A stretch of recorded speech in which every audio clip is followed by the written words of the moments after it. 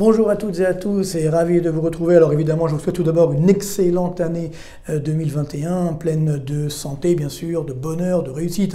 Ce que j'écris là, on veut de l'espoir évidemment. C'est vrai qu'après une année complètement gâchée, ce que j'appelais l'enfoiré de 2020, on a besoin de retrouver enfin le chemin de l'espoir, de la croissance pour 2021. Alors bien sûr, ça va beaucoup dépendre de la vaccination. Est-ce qu'elle va bien fonctionner Quand on voit ce qui se passe en France, on peut se poser des questions. Je rappelle que la France est numéro 1 mondial de la dépense publique par rapport au PIB, et puis malheureusement, malgré cela, on est bon dernier sur la vaccination, donc on peut quand même se poser des questions. C'est un sujet vaste que j'ai souvent abordé, mais c'est vrai qu'on va avoir besoin également de moderniser. Il ne faut pas simplement s'arrêter sur les effets de cette pandémie, il faut voir l'après-pandémie, et surtout il faudra en profiter pour faire ce reset que j'appelle de mes voeux, évidemment dans mon dernier livre, qui fonctionne toujours très bien, je vous en remercie, avec bien entendu donc ce redémarrage, ce reset positif, sinon évidemment ça va être compliqué. Alors on va voir ce qui devrait se passer, en supposant évidemment qu'il n'y a pas de nouveaux virus qui arrivent et qui nous imposent de nouveaux confinements. Donc c'est une hypothèse peut-être forte, mais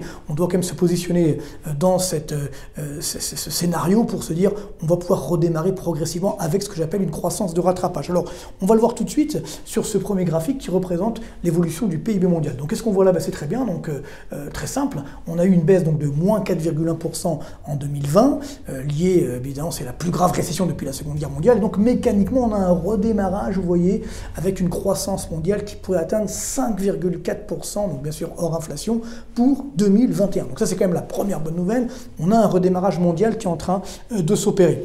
Alors le problème c'est d'où vient ce redémarrage? Comme d'habitude ça va venir de Chine. C'est-à-dire que on avait déjà évoqué donc, dans la précédente chronique sur le bilan de l'année 2020, c'est vrai que la Chine, de là d'où tout est venu finalement, est la grande gagnante de cette crise. Donc on le voit, ça c'est les derniers indicateurs qui viennent de sortir, aujourd'hui même, les indicateurs des directeurs d'achat, ça a un petit peu baissoté en décembre, mais on voit que par rapport, évidemment, c'est la barre des 50, donc au-dessus c'est la croissance, en deçà c'est le recul de l'activité.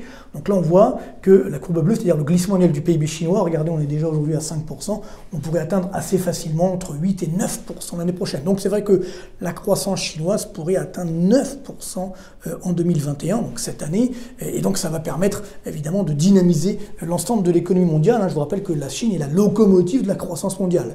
Deuxième locomotive, l'Inde, donc là on a également les chiffres du mois de décembre, dans l'industrie, dans les services, on voit que ça résiste, c'est même des niveaux assez élevés, donc là c'est le glissement annuel du PIB indien, ça continue, c'est toujours négatif, mais ça remonte progressivement, et donc on voit qu'on pourrait atteindre 4, peut-être même 6 ou voire 7% de croissance pour 2021, c'est également plutôt une bonne nouvelle. Alors ça c'est pour les deux grandes locomotives. La troisième locomotive, ce sont nos amis américains. Alors là aussi ça va dépendre des mesures qui vont être prises donc en 2021, d'un point de vue de la politique économique, il y aura des aides, mais il y a également un risque d'augmentation des impôts. Donc là, attention, il faut rester extrêmement prudent. On voit qu'au mois de décembre, c'est un petit peu ralenti, même si ça reste quand même assez dynamique. Donc oui, les Américains vont redémarrer sur la croissance, ils vont revenir vers 2, peut-être même 3% de croissance en moyenne annuelle, mais il y aura quand même ensuite un retour vers les 1 à 2%, donc il ne faut pas s'emballer, surtout si on augmente les impôts. Mais néanmoins, on retrouve également le chemin de la croissance aux États-Unis. J'arrive maintenant à la zone euro. Là aussi, malheureusement, nous, on est toujours sous la barre des 50, ça c'est l'indice composite, donc on n'a toujours pas retrouvé le chemin d'une croissance durable. Donc là, on voit le glissement annuel, il est toujours négatif, on est autour des moins 4%, on va continuer de rester négatif, puis progressivement, en espérant que le vaccin va fonctionner, on va pouvoir sortir de cette léthargie, sortir de la récession, avec donc une croissance évidemment de rattrapage, mais qui va là aussi nous permettre de sortir, encore une fois, de ce marasme économique. Alors, voilà, vous aurez les détails évidemment des chiffres pour les garder la tête reposée. Donc là, voilà ce qui va se passer. Donc là, on voit la prévision de croissance mondiale.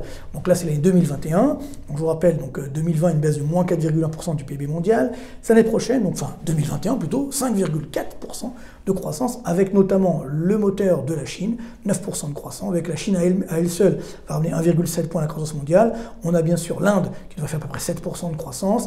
Alors là, c'est bien sûr l'interrogation. Les Américains redémarrent autour des 5,1% de croissance. Ça paraît beaucoup, mais après 3,6, c'est pas non plus l'euphorie. Et la zone euro, là aussi c'est très important, moins 8 l'année dernière, plus 4,4% cette année. C'est une hypothèse forte où on redémarre, mais néanmoins, on a un léger mieux. Donc voilà pourquoi on a un redémarrage de la croissance. La question de savoir, c'est que est-ce que ça va durer, notamment pour nous Français? Alors voilà, nous ça c'est la France. Donc là, on redémarre avec, on est sur un glissement annuel de moins 4%, on démarre.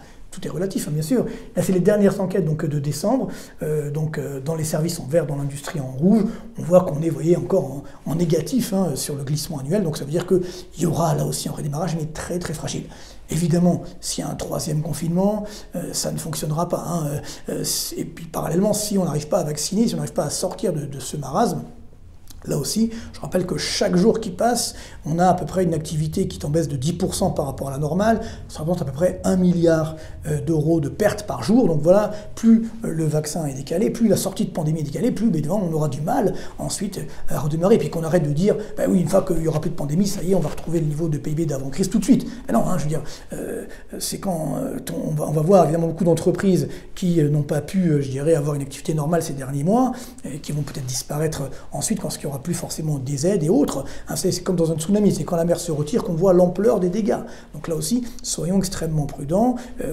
Si on n'a pas été au restaurant pendant des mois ou au cinéma, on ne va pas aller 3 fois par jour au restaurant, 3 fois par jour au cinéma, lorsqu'on pourrait y aller. Il faut être sérieux là aussi. Donc bien sûr, il y a un redémarrage, mais ça va être très très progressif. D'où effectivement le scénario de redémarrage. Donc je vous ai fait 3 hypothèses. Alors une hypothèse très optimiste, où globalement la vaccination se passe bien et est très rapide. Donc dès le premier trimestre 2021, 4% de croissance. Allez hop, on y va, soyons fous.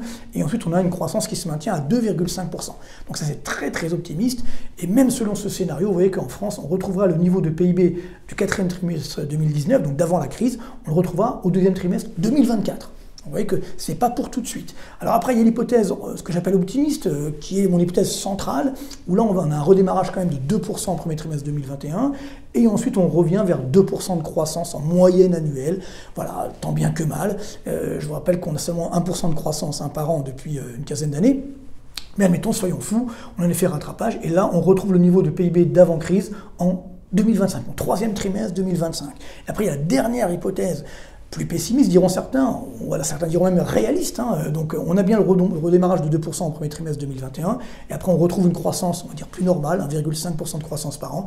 Et là, attention, ça fait mal, on retrouve les niveaux de PIB de 2019, 10 ans plus tard, au 2e trimestre 2029. Donc une décennie de perdu. Espérons qu'on va éviter cela, bien entendu, mais voilà, ça ce sont quand même les scénarios assez probables pour l'économie française, parce que ne l'oublions pas, l'économie française est l'une des dernières qui n'a pas été modernisée, donc même lors du redémarrage, ça va évidemment prendre du temps. Donc je vous ai mis ça sur un graphique que l'on voit ici, vous voyez, donc là c'est l'hypothèse très optimiste, vous voyez, donc là on voit bien la baisse du PIB du premier semestre 2020, le redémarrage technique au 3e trimestre 2020, là on a une rechute à peu près de 6,5% au 4e trimestre 2020, on n'a pas encore les chiffres, mais ça, c'est là aussi un relativement optimiste. Après, on a le redémarrage très fort selon la première hypothèse, moyen, voilà, selon la deuxième, donc 2025, voilà. Ça, c'est le scénario central.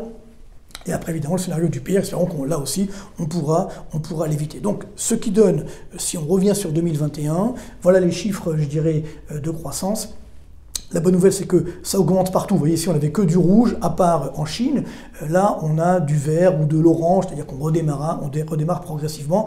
Par contre, évidemment, comme le redémarrage est progressif, le problème, c'est sur le taux de chômage. Où là, on voit effectivement les taux de chômage. Donc, aux États-Unis, ils vont continuer de baisser à 5,5. Par contre, la zone euro, ça va baisser aussi, mais on va rester sur un niveau de taux de chômage assez élevé, autour des 9,5%. Pareil pour la France, des niveaux également élevés en Italie, en Espagne. Donc, on voit que ça ne sera pas non plus l'euphorie, qu'il y aura des dangers sociétaux. Donc là aussi, il faut rester extrêmement prudent, d'autant que le grand risque de 2021 et des années à venir, ça sera l'éventuelle remontée des taux d'intérêt des obligations d'État, parce qu'évidemment, si la pandémie, on l'espère tous, disparaît, à ce moment-là, on va retrouver une politique économique plus normale, et notamment de la Banque Centrale Européenne, qui va arrêter ou limiter sa planche à billets, au plus tard d'ailleurs en septembre 2021, lorsqu'il y aura les élections allemandes, et donc à partir de là, nous on a profité de ces taux d'intérêt de la dette publique française qui vont cesser de baisser malgré la flambée de la dette.